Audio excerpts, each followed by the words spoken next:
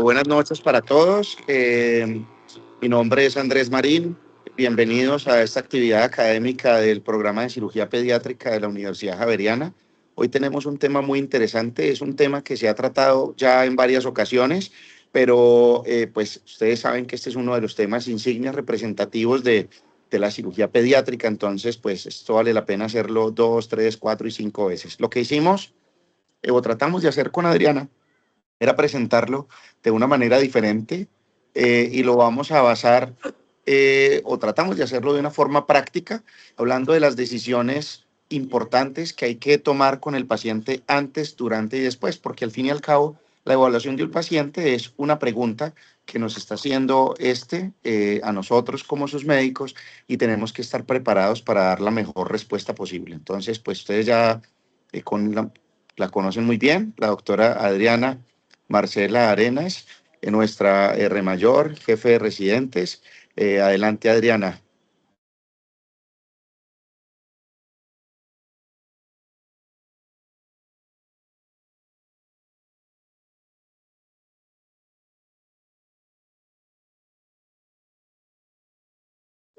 Adri, no te escuchamos. ¿Me escuchan en... Aló, buenas noches? Ahora sí, ahora sí. ¿Ahora sí? Ok, listo. Bueno, entonces muchas gracias al doctor Marín por la presentación. Como él menciona, la atresia esofágica es un tema muy interesante y es un tema muy importante en nuestra especialidad. Y la idea de la charla del día de hoy es hacer una mirada más práctica a nuestro abordaje de estos pacientes, enfocándolo en las decisiones que como cirujanos y como médicos tratantes tenemos que tomar antes, durante y después del manejo quirúrgico de esta patología. Entonces empezamos definiendo qué es atresia esofágica, es la interrupción completa de la continuidad del lumen esofágico, y qué es una fístula traqueosofágica. Es una conexión fistulosa congénita entre el esófago y la vía respiratoria.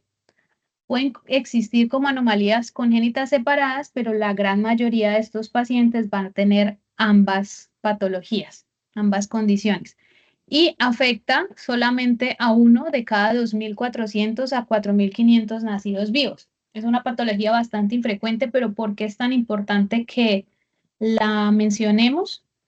Porque así como mencionó Willis Pott en 1950, para anastomosar los extremos del esófago de un lactante, el cirujano debe ser tan delicado y preciso como un hábil relojero. Ninguna otra operación ofrece una mayor oportunidad para el arte técnico puro. Y esta es una de las cirugías que ha definido nuestra especialidad y que ha cambiado pues la historia de la cirugía pediátrica y que ha permitido brindarle la oportunidad de una vida muy completa a estos pacientes. Entonces, lo que queremos, justamente, como se trata no solamente de las decisiones que tomamos como cirujanos y de la cirugía solamente, sino de toda la preparación, los estudios y los cuidados del paciente antes de la cirugía y después de la cirugía, que involucran a los cirujanos, al grupo de neonatología, anestesiología, nutrición, todo lo demás. Queremos hacer como una lista de preguntas y un abordaje un poco más práctico de cómo podemos mejorar ciertos puntos claves que la suma de ellos va a llevar a un mejor desenlace de nuestros pacientes. Y para resolver esas preguntas, entonces, las fuentes bibliográficas que consulté son estas. Esos libros de cirugía pediátrica, de cirugía mínimamente invasiva y de cirugía neonatal, que son bastante conocidos, y una revisión de la evidencia científica en los últimos 10 años, principalmente en PubMed, y muchos de esos artículos van a ver que son publicados en el Journal of Pediatric Surgery, que es la revista Q1, que pues tiene mayor relevancia en nuestra especialidad. Entonces empezamos con lo que podemos ver en nuestro día a día. Nos interconsulta el servicio de pediatría o neonatología y nos dicen que tienen un recién nacido y que tienen imposibilidad para avanzar una sonda orogástrica y tienen esta radiografía del paciente. Entonces, ¿qué pensamos nosotros? Uno, eso nos establece ya de una vez la sospecha diagnóstica de una atresia esofágica.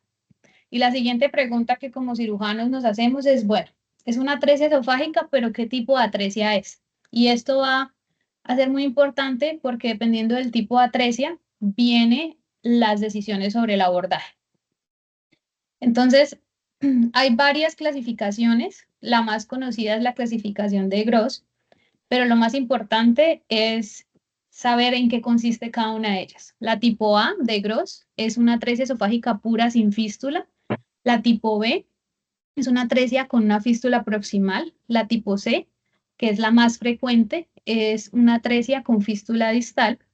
La tipo 4, perdón, la tipo D es una atresia que tiene tanto fístula proximal como distal. Y la tipo E es una fístula tipo H que no tiene atresia. Entonces, el objeto de esta charla va a ser la tipo C, al ser la más frecuente, y pues las otras ya tienen otras implicaciones en el manejo que se salen pues, del tema de esta charla. Entonces, ¿cómo podemos aproximarnos a saber qué tipo de atresia tiene nuestro paciente? Bueno, el motivo de consulta, como mencioné, lo más probable es que nos cuenten que va a haber una imposibilidad para que progrese una sonda orogástrica o nasogástrica. Estos pacientes pueden tener cialorrea abundante, la saliva puede ser particularmente viscosa y se pueden asociar a tos, a salivación o a distrés respiratorio. Vamos a tener una imagen así, donde con una sonda o alguna otra pues, estructura tubular que sea radiopaca, vamos a ver que llega a un fondo ciego que va a ser el saco esofágico proximal. ¿Cómo podemos diferenciar la tipo C de las demás tipos de atresias? Entonces, una de las cosas que vamos a ver es si hay presencia de gas distal o no. Entonces, eso lo que nos hace es, nos ayuda a orientar entre la tipo C o la tipo A, que son las dos más frecuentes. Entonces, la ausencia de una fístula y la falta de permeabilidad esofágica van a impedir el paso de aire hacia el estómago o el intestino. Entonces, vamos a ver una radiografía como la primera que está a la izquierda de la pantalla, la imagen A, donde hay un silencio abdominal por falta de aire. En cambio, en la B vemos que hay abundante paso de aire desde la vía aérea hasta el estómago a través de la fístula. Va a haber distensión abdominal, la cámara gástrica y las heces intestinales van a estar llenas de aire. Entonces, esto nos va a ayudar también a diferenciar el tipo de atresia. En los casos en los que haya duda, se puede instilar de 2 a 3 cc de medio de contraste hidrosoluble isosmolar en la bolsa esofágica bajo un control radioscópico. Esto no se recomienda de rutina porque hay riesgo de aspiración, como en este caso que podemos ver el medio de contraste en el saco esofágico y el paso del medio de contraste a través de la fístula y vemos cómo se pinta la tráquea y el sistema bronquial. Entonces, esa es como el abordaje y muchas veces no necesitamos ningún estudio adicional para comprobar el diagnóstico y para distinguir el tipo de fístula. Entonces, la siguiente pregunta que me hago como cirujana es, ¿y cuándo opero este paciente? Usualmente no es una emergencia. Usualmente lo primero es estabilizar y estudiar el paciente primero. Este estudio publicado este año en la revista BMC Surgery, que es una revista Q2, hace un análisis retrospectivo desde el 2009 hasta el 2023 de 86 pacientes tratados con atresia esofágica tipo 3, donde los dividen en dos grupos, los pacientes que operaron antes o al quinto día de vida y los que operaron después del quinto día de vida. Ambos grupos con 43 pacientes hicieron un análisis estadístico para eliminar el desbalance entre estos grupos por factores confusores como cardiopatía severa, edad gestacional y peso al nacer.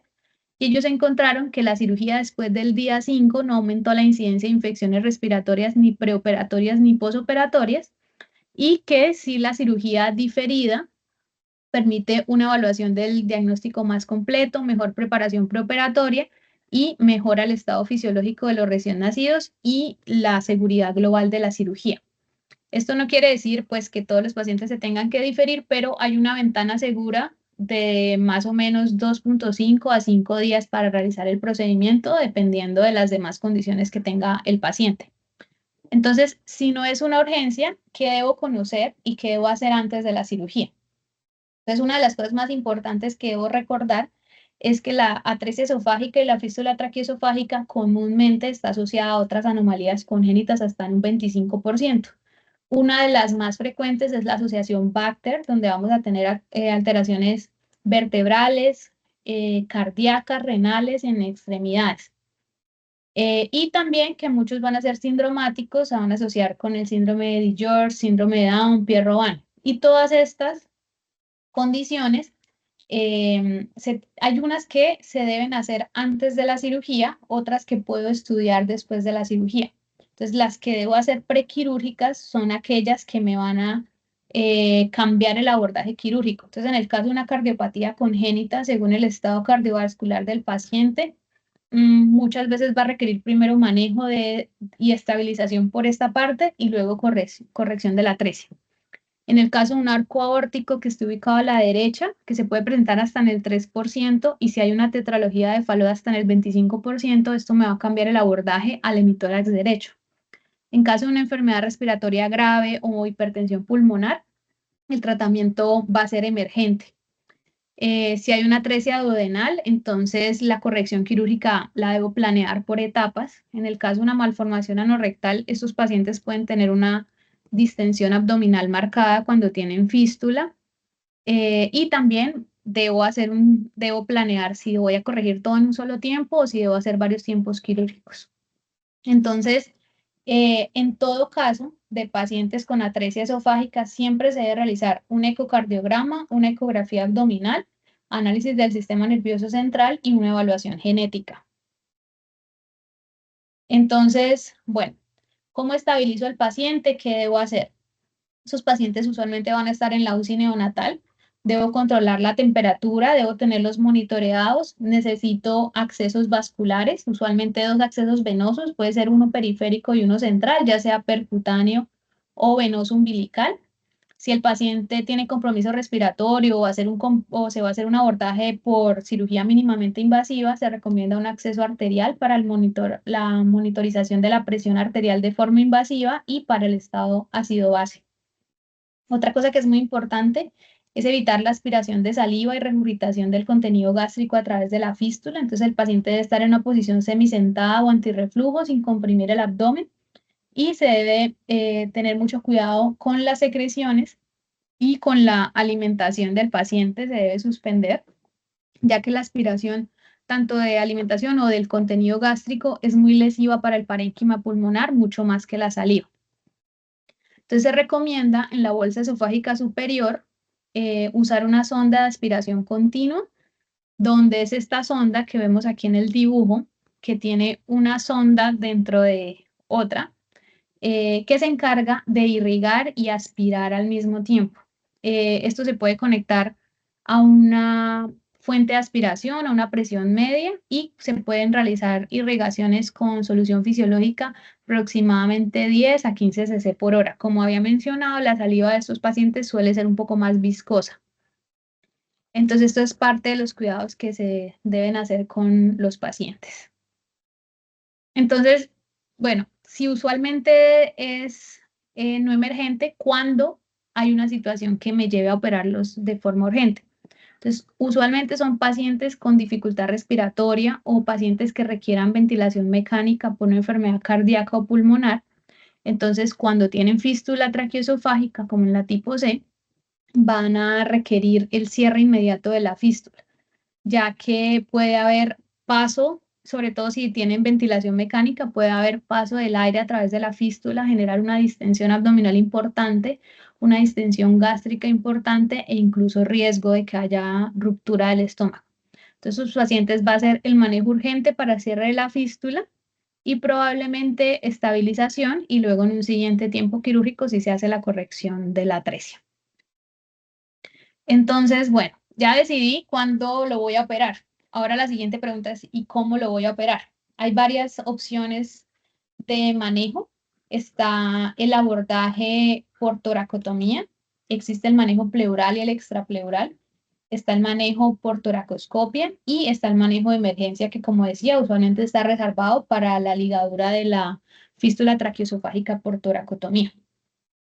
Entonces, la decisión de si lo voy a operar por toracoscopio o por toracotomía se toma con la suma de múltiples factores que me van a influenciar la decisión. Entonces, la edad del paciente, el peso, los resultados que presenta cada una de estas cirugías, tanto en morbilidad, en estancia hospitalaria y en resultados musculoesqueléticos. Complicaciones como la incidencia de estenosis, fuga anastomótica, el tiempo quirúrgico y la experiencia también, porque esta es una cirugía que, como decía, es como el trabajo de un hábil relojero.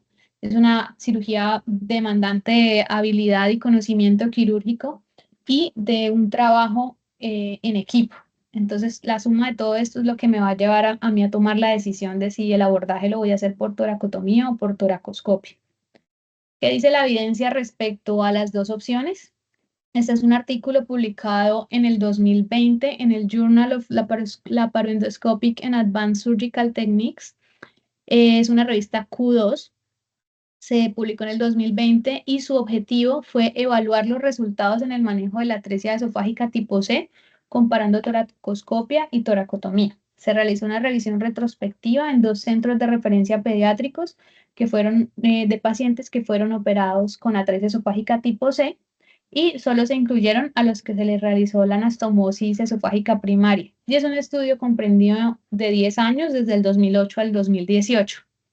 En total fueron 187 pacientes, de los cuales a toracoscopia se realizó en 47 pacientes y toracotomía en 140. Entonces, ¿ellos qué encontraron?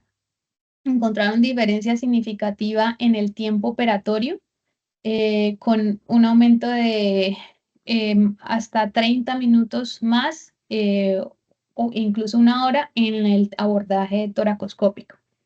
Además, encontraron menor tiempo de extubación y menor tiempo de estancia hospitalaria en el grupo de toracoscopio.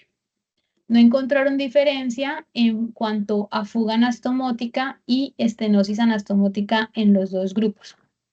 Entonces concluyeron que los resultados posoperatorios del abordaje toracoscópico son comparables con el abordaje abierto en cuanto a que tienen tasas similares de complicaciones. Pero la toracoscopia además brinda beneficios que son cosméticos y musculoesqueléticos, porque ellos evaluaron en el seguimiento la presencia de escoliosis y deformidades de pared torácica en el posoperatorio. Además, estos son 2 artículos que respaldan estos resultados, siendo el más importante el primero, donde hacen una comparación también y son el resultado del Midwest Pediatric Surgery Consortium, que es un grupo que en el 2018, y ya más adelante les voy a hablar de ese artículo, publican una revisión cuestionando algunos dogmas que se han transmitido sobre el abordaje de esta patología, pero de pronto son conductas que requieren replantearse un poco. Este artículo del 2023 fue publicado en el Journal of Pediatric Surgery, que como ha mencionado es una revista Q1. Hacen un análisis de bases de estudios multicéntricos y retrospectivos. Son 11 instituciones que están involucradas y hacen un análisis de regresión logística para evaluar estos pacientes. En total, encuentran 104 pacientes, de los cuales a la gran mayoría se les realizó toracotomía, al 11% se les realizó toracoscopia. Encontraron que los pacientes que eran llevados a toracoscopia tendían a ser más grandes, con mayor peso, más a término y con menos incidencia de cardiopatía. Tal vez un sesgo al considerar que este procedimiento es un poco más complejo y solían elegir como un grupo de pacientes un poco con esas características. No encontraron diferencia significativa para las complicaciones en cuanto a parálisis de cuerdas vocales, fuga anastomótica y estenosis en cuanto a los 2 abordajes. En este otro artículo publicado en el 2018, donde analizan en China 359 pacientes, de los cuales el 35% fueron toracotomía y el 60% fueron toracoscopia, con solamente 7 conversiones a cirugía abierta. Ellos encuentran que no hay diferencia en las complicaciones en estos 2 grupos, pero ellos recomiendan que esta técnica solo se utilice en hospitales con equipos de cirujanos y anestesiólogos que tengan experiencia en cirugía mínimamente invasiva. Bueno, respecto a esto también hay un artículo muy reciente que se publicó este año donde evalúan que en Estados Unidos, evalúan todos los hospitales pediátricos de Estados Unidos y encuentran que desde el 2008 a la fecha no ha habido un aumento en la adopción de la técnica toracoscópica en los hospitales pediátricos. Entonces cuestionan un poco si de pronto se pueden estar sobreestimando los beneficios y subestimando las complicaciones comparando los hospitales pediátricos versus los hospitales de alto volumen y centros de referencia de patología esofágica. Entonces, en cuanto a esos hospitales con experiencia, este artículo me pareció muy interesante, publicado en el 2020, también en Journal of Pediatric Surgery, donde evalúan cuál es la curva para ya poder decir que se adquirió una curva de aprendizaje estable en el manejo toracoscópico de la atresia esofágica. Realizaron una revisión retrospectiva desde octubre del 2008 hasta mayo del 2019 y determinaron la curva basado en el tiempo operatorio en 50 casos consecutivos en una sola institución. Y lo que encontraron es que el número de procedimientos requeridos para alcanzar una curva de aprendizaje estable es aproximadamente 10. En este estudio solamente tuvieron tiempo quirúrgico en cuenta. Hay un estudio español también reciente donde ellos evalúan el tiempo operatorio y las complicaciones según la escala de Klein-Dindo y ellos no se atreven a sugerir cuántos, pero dicen que más o menos entre 10 a 12 pacientes es lo que ven para considerar que ya hay una curva de aprendizaje estable. Siendo una patología poco frecuente, pues es un dato que es bastante llamativo.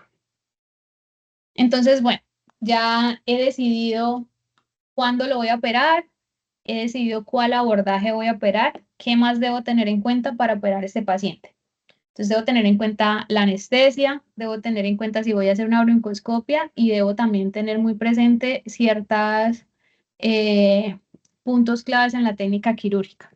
Entonces, es muy importante que la institución donde yo esté tenga protocolos del manejo de esta patología, donde todos hablemos el mismo idioma y todos tengamos claros cuáles son las metas con el paciente.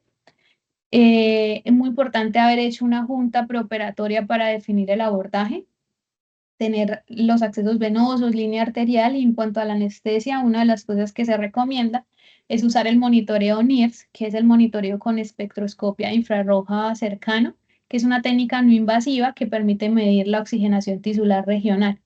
Entonces, esto se utiliza para evaluar la saturación de oxígeno cerebral y es muy importante para el monitoreo de estos pacientes. Otra de las cosas importantes en cuanto a las consideraciones anestésicas es la intubación orotraqueal.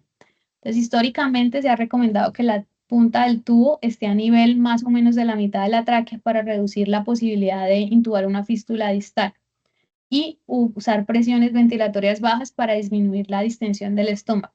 Este artículo, publicado el año pasado en Journal of Pediatric Surgery, evalúa esa indicación de algunos libros tradicionales que sugieren la intubación distal a la fístula a ciegas. Pero esto pues puede tener problemas como la distensión gástrica o un compromiso ventilatorio si accidentalmente se intuba la fístula distal.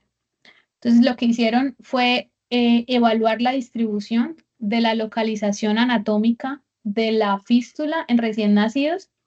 Hacen un estudio retrospectivo en un único centro, evalúan 10 años desde el 2010 al 2020 y categorizan en dos grupos la fístula. Las que se pueden intubar a ciegas, que están a más de 1 centímetro sobre la carina, o las que no se podrían intubar así, que son las que están a menos de 1 centímetro sobre la carina. Tienen en esos 10 años 66 pacientes y encuentran que el 74% están en el grupo que están a menos de 1.5 centímetros de la carina y que por lo tanto no son susceptibles de intubación profunda.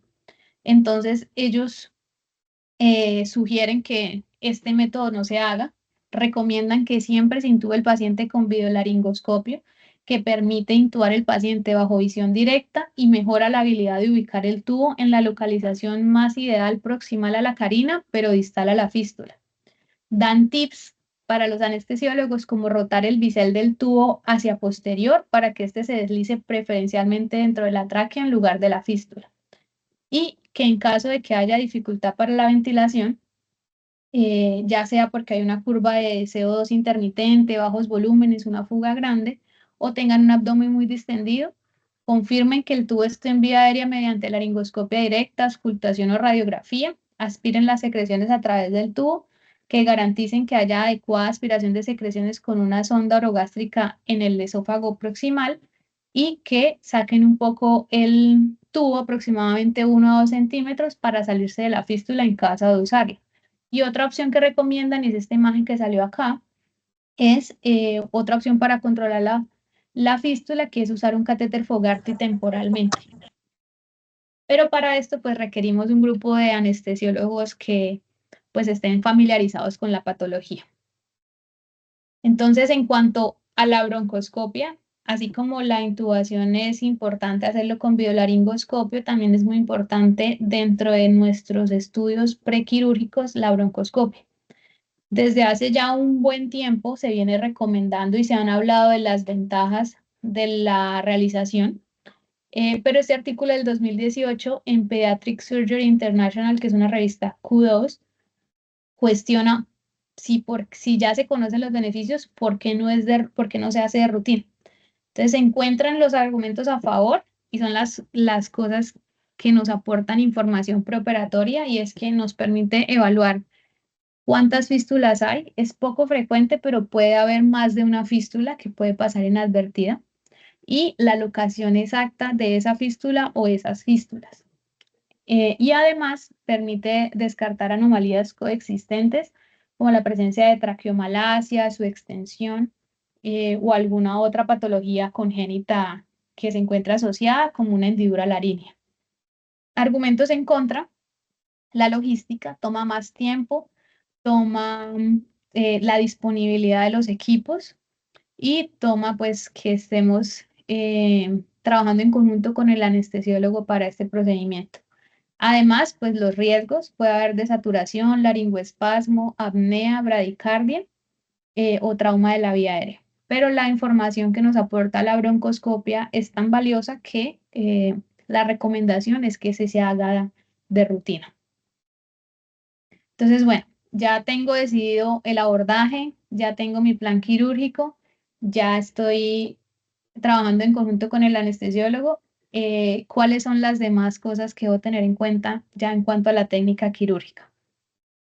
Entonces, para esta discusión, estos son como dos artículos en los que voy a basar las recomendaciones. El primero fue publicado en Seminars in Pediatric Surgery, que es una revista Q2, fue publicado en el 2019, donde se hace una revisión y una lista de recomendaciones y errores a evitar en cuanto a todo lo que tenga que ver con el abordaje de atresia esofágica. Y el otro es un artículo publicado en el 2018 en el Journal of Pediatric Surgery del Midwest Pediatric Surgery Consortium, que les había mencionado previamente, donde retan un poco ese dogma quirúrgico que se ha venido usando desde el manejo abierto hasta el abordaje toracoscópico de estos pacientes. Ellos hacen un estudio retrospectivo multicéntrico, 11 instituciones desde el 2019 al 2014, 292 pacientes, y hacen ciertas recomendaciones que ya les iré mencionando. Entonces, la primera, en cuanto a la lateralidad y la posición del paciente, entonces el mejor abordaje es en el hemitórax opuesto a la ubicación de la aorta descendiente. Usualmente usamos el hemitórax derecho, excepto en los pacientes que tengan un arco aórtico de ese lado. La tendencia y la evidencia dicen que no hay diferencia en cuanto a la lateralidad, que el principal factor que influye es la experiencia y la preferencia del cirujano, pero pues la mayoría van a ser por hemitórax derecho. La posición debe ser en decúbito lateral, así extremo, casi prono, con un rollo debajo del tórax, como podemos ver en las imágenes. En cuanto al abordaje abierto, la incisión debe ser justo debajo de la escápula posteriormente, hacia el punto medio entre la escápula y la columna vertebral. Se aborda usualmente a través del cuarto espacio intercostal, conservando el músculo serrato anterior, y pues ya se habla del abordaje extra o intrapleural. Y en cuanto a la toracoscopia, la posición también es muy similar, un decúbito lateral casi prono, y la ubicación de los trócares. Aquí tenemos dos imágenes de cómo debe ser el setup de la ubicación del anestesiólogo, el cirujano, el ayudante y la instrumentadora, y el uso instrumental de 3 milímetros o 5 milímetros con la ubicación de los trócares. En cuanto al siguiente punto clave en la cirugía es la determinación del esófago distal. Usualmente se puede localizar fácilmente en el mediastino posterior, y la insuflación rítmica de la fístula por la ventilación mecánica va a permitir identificarla. Cuando la fístula se origina a nivel de la carina, puede ser difícil distinguirla de los bronquios. Entonces es importante recordar que el vago sigue el camino sobre el esófago distal para evitar una lesión bronquial. Uno de los tips es reparar primero el esófago distal cerca a la fístula con un vessel loop, como vemos en la imagen, para tener cuidado de no lesionar el bronquio. Se eleva el esófago traccionando el vessel loop, se puede pinzar lo que creemos que es la fístula, pedir al anestesiólogo que insufle los pulmones para corroborar que la anatomía se identificó adecuadamente y que el bronquio o la tráquea no han sido confundidos con la fístula antes de realizar la ligadura. ¿Cómo se realiza la ligadura? Entonces, se han descrito múltiples técnicas, tanto en cirugía abierta como en toracoscópica, con sutura y con clips. Lo más importante es que el esófago distal esté completamente disecado y apropiadamente dividido antes de realizar el cierre de la fístula. Separar muy bien el esófago de la vía aérea. Si se llega a dejar un muñón del esófago en la tráquea, eso puede generar un divertículo o un saco ciego que después puede generar complicaciones pulmonares.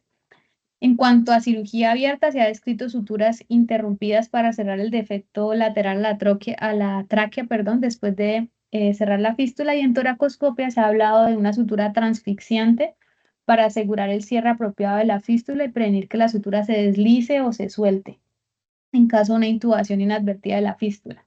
Este método se recomienda más que el uso de clips, según la evidencia, porque tienen riesgo de migración o desplazamiento. Y también se debe tener mucho cuidado al traccionar la fístula, ya que en los pacientes y especialmente en los prematuros los tejidos son muy delicados y se puede generar ruptura o desgarro de la pared. En caso de que ocurra, se debe suturar cuidadosamente para evitar fugas de aire. En cuanto a la evaluación de dejar tejido entre el esófago y la tráquea, se ha visto que no modifica la incidencia de fugas anastomóticas, pero sí puede aumentar la incidencia de estenosis. En cuanto a la movilización del esófago proximal, entonces usualmente está muy unido a la tráquea. Cuando se diseca el saco proximal, usualmente puede ser más fácil disecarlo desde más arriba, identificar bien ambas estructuras y luego ir descendiendo para evitar lesiones inadvertidas del esófago o de la tráquea, ya que si se comete un error en esa disección, es mejor hacer hueco en el esófago que uno en la tráquea. Hay que tener mucho cuidado en esta movilización del saco proximal para preservar e identificar adecuadamente el nervio laríngeo recurrente. Una de las formas en las que podemos ayudarnos a la disección es usando una sonda orogástrica o nasogástrica, y en ese momento el anestesiólogo nos puede ayudar movilizando la sonda para facilitar esa disección. Entonces, el punto más importante de la cirugía, la anastomosis esofágica. El factor más crucial para conseguir una anastomosis esofágica en la atresia esofágica es la distancia entre ambos cabos. La definición de una atresia de brecha amplia o long gap es controversial, y la Organización Internacional de Atresia Esofágica reserva ese término solamente para los pacientes que no tengan en la radiografía aire distal, es decir, los tipo A y los tipo B, aunque en algunos tipos C se puede presentar dificultad para anastomosar los dos cabos, pero en manos experimentadas en la gran mayoría se logra, excepto en pacientes que no toleren adecuadamente la anestesia y se requiera hacer un cierre diferido. Entonces, las formas en las que podemos hacer la anastomosis Se sugiere evitar las miotomías circulares, ya que inducen mayor dismotilidad a lo largo del tiempo. Se recomienda usar 2 puntos de tracción con nudos deslizantes, aproximar lentamente los cabos para lograr una anastomosis segura, evitando tensión sobre uno de ellos. Esto es bueno, voy a ir mostrando este video mientras voy hablando. Se recomienda realizar, como había mencionado, una adecuada disección del saco proximal, y al realizar la anastomosis se recomienda realizarla en un solo plano, hacer una anastomosis terminal. Se pueden hacer puntos en extremos, luego en el medio y luego adentro. Se van traccionando y se van uniendo progresivamente para unir los cabos sin tensión. Estos puntos deben ser de espesor total y que incluyan la mucosa. El plano posterior se hace con puntos que quedan con los nudos internos, y en el plano anterior se hacen con los nudos externos. Y se puede ayudar entonces para realizar esta anastomosis con el paso de una sonda, ya sea 6 u 8 French, dependiendo del tamaño del paciente, para facilitar la anastomosis, teniendo el cuidado de no crear un camino submucoso falso. Entonces aquí podemos ver, es muy importante el cuidado en el paso de estos puntos. Es bastante retador por el tamaño de la cavidad en la que estamos trabajando, y sobre todo hay que tener mucho cuidado con la manipulación de los tejidos para no desgarrarlos. Preferible hacer la manipulación más externa sin manipular tanto la mucosa para evitar estenosis esofágica o fugas anastomóticas. Aquí vemos cómo se hace el plano anterior.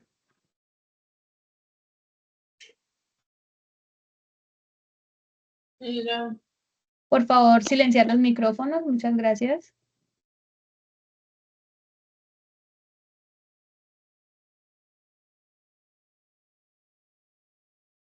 Y aquí vemos cómo quedaría entonces la anastomosis hecha por vía toracoscópica.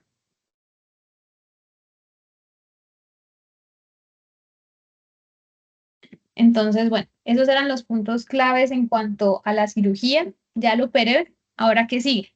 Los cuidados posoperatorios. Entonces, usualmente estos pacientes se manejan en la UCI neonatal para una vigilancia estrecha. Hay ciertas recomendaciones que se han usado históricamente, de las cuales algunas les hablaré un poquito de la evidencia que dice actualmente. Estos pacientes usualmente van a quedar con un drenaje torácico y una sonda transanastomótica. Es muy importante en cuanto a la posición, dejar la cabecera ligeramente elevada, succión en orofaringe y en el tubo orotraqueal según necesidad, extubar tan pronto como sea posible, los líquidos a mantenimiento o inferiores, no sobrecargar los pulmones. El uso de antibiótico endovenoso, aunque las recomendaciones es que no mejora la incidencia de complicaciones infecciosas respiratorias el uso de antibiótico más allá de las 24 horas. Así que no, si no hay una sospecha de infección, no estaría indicado más allá de la profilaxis por 24 horas. El uso de nutrición parenteral, una sonda transanastomótica, nutrición enteral o el inicio de vía oral, dependiendo de la clínica del paciente. En muchos lugares se usa el esofagograma de rutina y los medicamentos antirreflujo. Entonces, en cuanto a la sonda transanastomótica,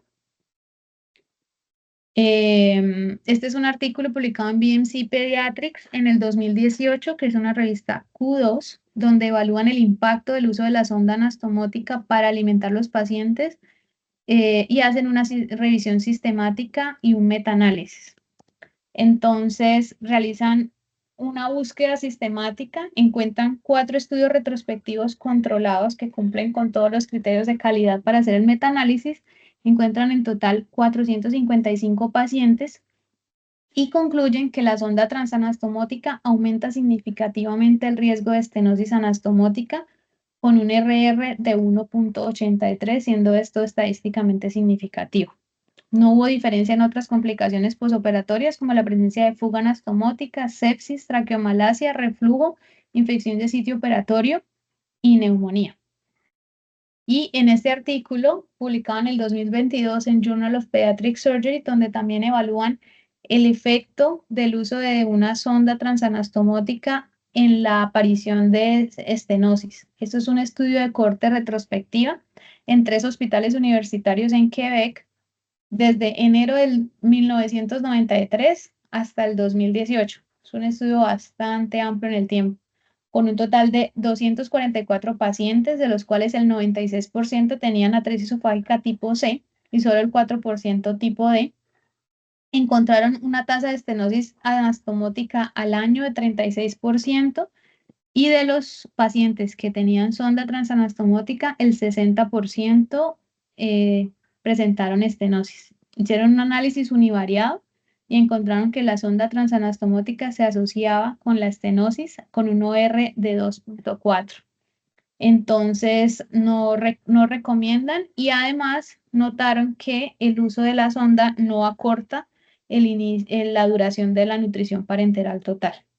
Entonces, la sonda puede ser de gran ayuda durante el procedimiento, nos ayuda a la anastomosis, pero de pronto sea necesario replantear su uso en el posquirúrgico. En cuanto al esofagograma posoperatorio, en muchos lugares se usa de rutina, usualmente alrededor de los 5 o 7 días. Los estudios que les había presentado al principio del tema evaluaron la diferencia entre los pacientes a los que les hicieron esofagograma en el día 5 o antes versus los que les hicieron esofagograma en el día 7 o después, y encontraron que si se hace al día 5 no hay diferencia, no hay retraso en la falla o falla en el diagnóstico de fugas anastomóticas comparados en los que se toman después. Y tampoco hay pacientes que se pasen y días después se descubra la fuga. Y en los pacientes en los que se hizo el esofagograma al día 5, se pudo iniciar la vía oral más temprano.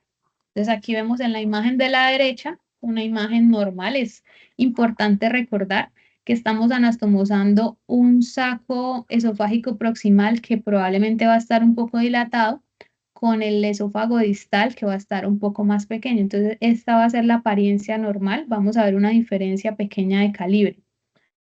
Que no es sugestivo de estenosis, como sí las dos primeras imágenes, donde sí vemos una gran diferencia en el paso del contraste. Y en la imagen de la mitad vemos cómo se vería una fuga anastomótica. Entonces, se recomienda hacer el esofagograma de rutina. Este artículo publicado en Journal of Surgical Research en el 2024, en la sociedad es publicado por la Sociedad de Cirujanos Académicos Asiáticos, pero es un estudio realizado en Wisconsin y en San Diego, California. Entonces, ellos lo que ven es que en el posoperatorio, a pesar de la falta de evidencia que apoya el uso rutinario del esofagograma, la mayoría de cirujanos reportan el uso del esofagograma antes de iniciar la vía oral de los pacientes. Ellos hacen, su hipótesis es que los indicadores de anormalidad en los signos vitales, las características del drenaje torácico y la radiografía de tórax se pueden usar como un tamizaje para la fuga anastomótica, reduciendo el uso de rutina del esofagograma. Hacen un estudio retrospectivo en una institución del 2009 al 2022, 45 pacientes en total, a los cuales a 40 le hicieron esofagograma de rutina.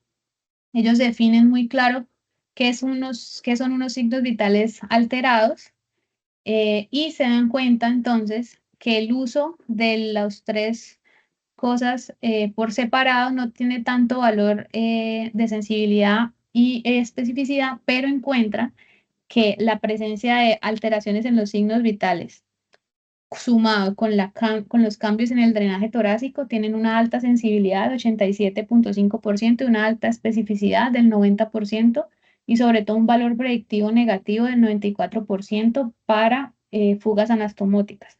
Entonces ellos consideran que no se debe usar de rutina, que la vigilancia clínica es más importante, plantean este algoritmo de manejo solamente si en el día posoperatorio número 5 presentan cambios en el drenaje torácico, ya sea aire o apariencia de saliva, si en los radiografía ven derrame pleural o neumotórax, o hay alteraciones en los cambios en los signos vitales, hacen el esofagograma. Si no, ellos inician alimentación y consideran que esto puede disminuir la exposición a radiación y los costos en los pacientes.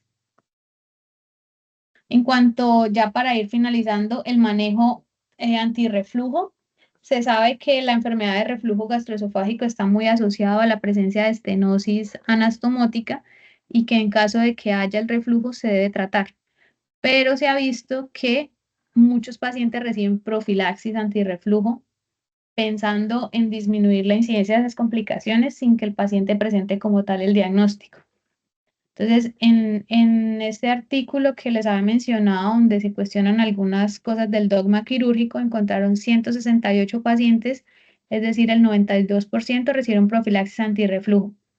Algunos recibieron antagonistas H2, inhibidores de la bomba de protones o terapia dual, y sobre todo, en algunos, en el 87% se continuó de manejo ambulatorio y hasta en el 48% se continuaron más allá de un año sin que los pacientes tuvieran el diagnóstico. Y no encontraron diferencia entre el grupo que recibió profilaxis antirreflujo versus el que no, en la tasa de estenosis, de fuga anastomótica y de neumonía. Y este artículo publicado en el 2023, donde hacen una revisión sistemática y un metaanálisis de 2 estudios observacionales, en total 1.395 pacientes, de los cuales 753 recibieron medicamentos supresores de ácido, encontraron que no hubo diferencia estadísticamente significativa, no hubo asociación entre prescribir el medicamento de forma profiláctica y el riesgo de estenosis. Y pues sí sugieren que se requieren estudios aleatorizados, ya que solamente encontraron estudios observacionales. Entonces es muy importante tratar el reflujo cuando existe, pero de pronto la profilaxis de rutina no esté muy indicada. En esta charla no hablamos de las complicaciones, ya que este tema se había mencionado previamente y está disponible en nuestro YouTube, la charla previa.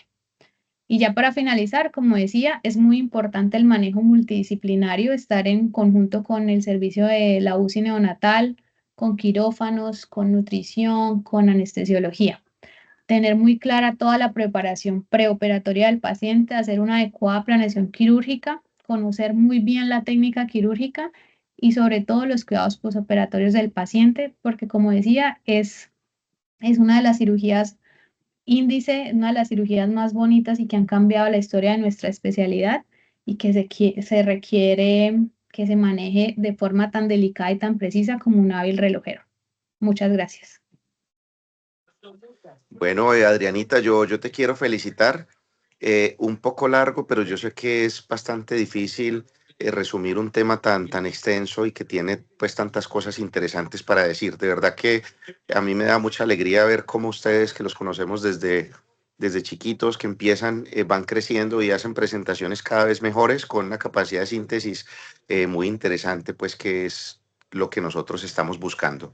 Yo solamente quiero hacerles un comentario corto y es que no hay que olvidar la diferencia entre la validez interna y la validez externa. Todos los resultados que Adriana nos mostró están hechos en centros de alta experiencia, son centros de excelencia en donde hay unos estándares muy distintos a la realidad que nosotros tenemos que vivir en nuestro país, donde no hay centros de referencia, donde cada institución tiene una baja incidencia de las patologías y eso dificulta un poco la realización de la curva de aprendizaje. Entonces, yo creo que ahí hay que acudir muy bien a nuestra humildad como cirujanos cuando evaluamos la validez externa, que es cómo podemos aplicar nosotros esos resultados de los estudios a nuestra realidad y tenemos que ver qué tan bien preparados estamos, cómo estamos haciendo la curva, acompañarnos siempre de personas con experiencia, que es la manera como tenemos que hacer las cosas. Hay sitios, como Adriana lo mencionó, donde no se hace esofagograma, donde no se dejan sondas transanastomóticas, pero usualmente son centros de alto volumen. Entonces todo esto hay que verlo con mucho cuidado. Y pues nuevamente felicitaciones, Adriana. Quedan unos minuticos para pues los comentarios de nuestros queridos oyentes. Un abrazo y muchas gracias a todos por acompañarnos. Muchas gracias, Doc. Por eso mencionaba el artículo publicado este año que me llamó mucho la atención, en que en los últimos 10 años en Estados Unidos no se ha aumentado la adopción de la técnica. Tal vez por eso que de pronto hay que tomar con mucho cuidado los resultados de los centros de alta especialidad. Tiene la palabra el doctor Copete. Bueno, gracias Adriana. De verdad, una de las buenas charlas que he oído yo de atresia de esófago. Felicitaciones, muy completa la revisión y nos pone a pensar mucho. Realmente recalcarte algunas cositas, como por ejemplo en el manejo prequirúrgico, lo de la sonda doble. Nosotros usábamos hace muchos años una sonda paralela, dos sondas Nelaton paralelas amarraditas con seda. Una se dejaba succión y la otra se dejaba para que entrara aire y cuando uno haga la aspiración no se pegue la mucosa a la sonda que está aspirando. Esa es la forma en que no se pega y tener el paciente con menor riesgo de broncoaspiración. Una de las urgencias de operar rápidamente una atresia de esófago es cuando se asocia con malformación anorrectal, o sea, con ano imperforado, porque sería una doble obstrucción. Entonces, estos pacientes se llenan como un balón y toca muy rápidamente definir las dos cirugías, tanto la del esófago y muy probablemente, si la malformación creemos que es alta, pues hacer una derivación intestinal. En cuanto a la toracoscopia, pues es muy claro, hay que tener el sitio adecuado, con el instrumental adecuado, la experiencia, entrenarse en simulación. Definitivamente la anastomosis de esófago es un reto por el espacio, porque a veces los cabos no dan tan fácil, entonces pues realmente ahí están los modelos de simulación y acompañarse siempre de un buen equipo, con un buen par quirúrgico. Y pues para mí definitivamente cambió la historia de la toracoscopia en cuanto a la visión.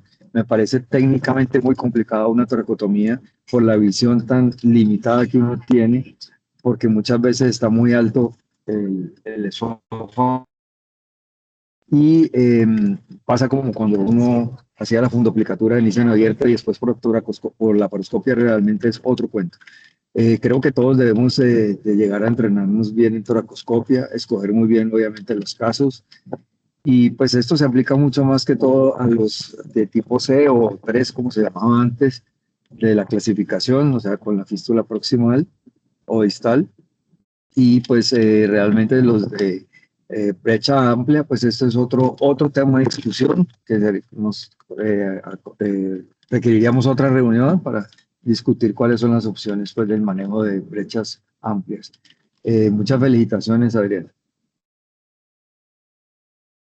Muchas gracias, doctor. ¿Hay alguna otra pregunta o comentario en el público? Sí, quisiera, doctor Melo, Cali, que es un comentario puntual. Cada vez que se habla de atresia de esófago, pienso que es muy importante la planificación de una cirugía de atresia de esófago, puesto que si no planificas bien tu cirugía, puedes tener errores y errores garrafales. Yo sé que la radiografía es muy importante para ver la posible cámara de aire del esófago superior, ver si hay aire en el estómago, pero para mí el estudio más importante que debe hacer el cirujano o el residente a cargo es la broncoscopia. Es la elección más importante, porque nos da una idea grande de a qué altura están los bolsones esofágicos y la fístula traqueosofágica, para definir en ese momento qué tan complicado es la cirugía, sea una anatomía sencilla, una anatomía de riesgo u otras cosas. Ahora, la broncoscopia no tiene que ser un estudio muy complicado, muy complejo, que requiera un insumo muy especial, un broncoscopio especializado, rígido, ¿no? Cada día yo simplifico más el estudio con un lente de laparoscopia de 4 milímetros o un lente de cistoscopia de 3 milímetros, depende de la edad del niño, y hago con eso la broncoscopia rígida. Antes de intubarlo, se hace la broncoscopia, se mira la altura de la fístula. Entre más cerca está la fístula a la carina, quiere decir eso que la fístula el cabo está más separado, o sea, está la brecha está un poquito más amplia la brecha. Aparte de eso, miramos si hay esofagitis. Muchos esofagitis tienen reflujo. Y a veces uno ve el esófago quemado o amarillo por reflujo que puede tener los pacientes. O ve la misma esofagitis. Evalúa también el tamaño de la fístula, si es muy grande, si es muy pequeña. Evalúa si hay broncomalacia o traqueomalacia y te da una idea realmente si el paciente va a tener dificultad en el postquirúrgico. Por eso la broncoscopia es el estudio más importante para definir a qué vamos a enfrentar en la cirugía. Y como dijo Las complicaciones se manejan después de otra forma, ya es otra charla, pero es para mí el estudio para tener en cuenta siempre. Y debe ser hecha por el cirujano que va a hacer el procedimiento, para que él decida realmente qué es lo que quiere hacer. Eso era todo. Muchas gracias.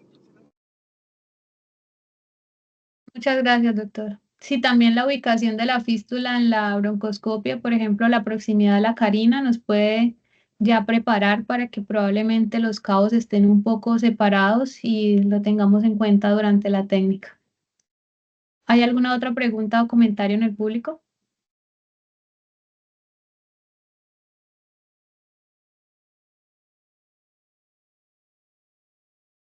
Bueno, Adrianita, muchas gracias de verdad. Gracias a todos por acompañarnos nuevamente y que tengan un feliz descanso. Hasta la próxima semana. Buenas noches a todos, muchas gracias.